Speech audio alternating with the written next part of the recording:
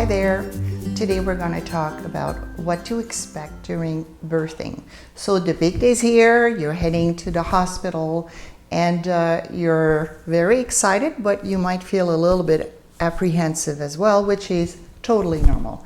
But if you have a birthing plan, you're actually going to feel much better, and you're going to feel like you are controlling this. You're more empowered for your delivery. However, I'm going to also recommend that you keep an open mind, because it's not always what we expect. You may have, complications that might be necessary for the doctor to do some procedures. And, the opposite is also true. You might say, my goodness, it was not nearly as bad as I expected. So keep an open mind. We're going to talk about pain control, because that is one of the stigma attached to delivery. It is painful. So it is very, there's nothing equal, there's nothing that we can predict when it comes to pain. Some people say, well, I don't feel, pain doesn't scare me.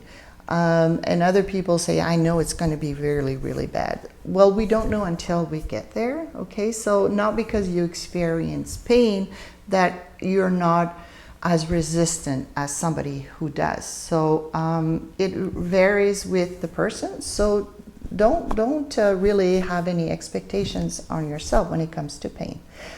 There are different ways to control the pain. There are more natural ways, and there are more medical ways. And you can combine, of course, both of them. So the more natural ways that we hear about is really positioning, the change of position that will absolutely change the weight where the baby is, and that might help a lot with pain control. Some women also experience with acupuncture or meditation, also good. You can also have a bath, which really, really helps with having less pain.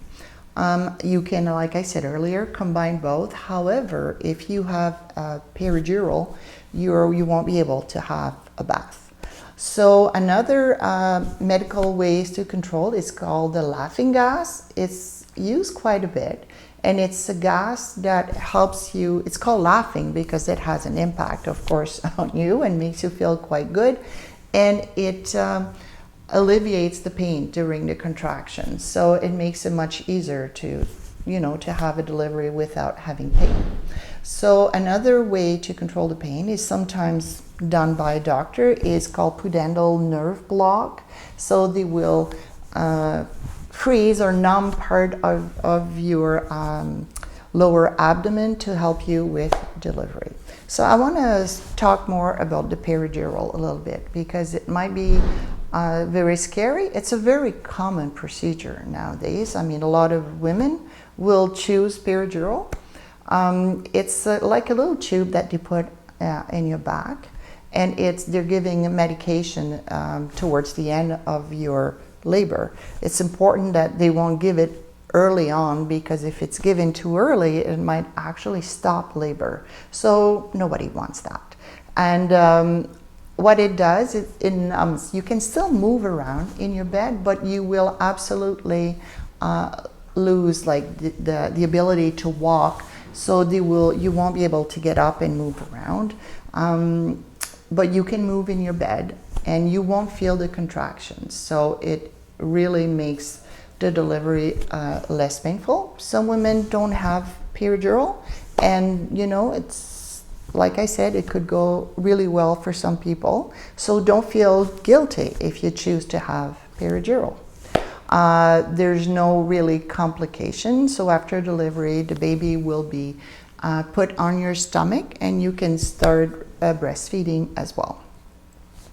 The C-section. The C-section is cesarean. It's, of course, you've heard of that procedure a lot, I'm sure. The C-section can be planned for many reasons. If you had previous C-section, the chance of having another one is higher, but it doesn't mean you cannot have a natural delivery. So that's not out of the question. So if you have a C-section that is planned on the due day, you'll have to get to the hospital and you know that your baby will be born that day, what they do is they numb you from the waist down, cut above the pubic hairline, deliver the baby. It's quite fast, and then they'll put the baby on your stomach if it's possible. If it's not possible, they'll put the baby on the partner's stomach, because I'll talk later about the importance of skin-to-skin contact. So after a C-section, it's a procedure. It's an operation, really. So it takes a few weeks before you're back to normal. You may experience pain, and the doctor will give you some rules about, you know, what you're allowed to do, what you're allowed to lift, and so you have to listen to the doctor.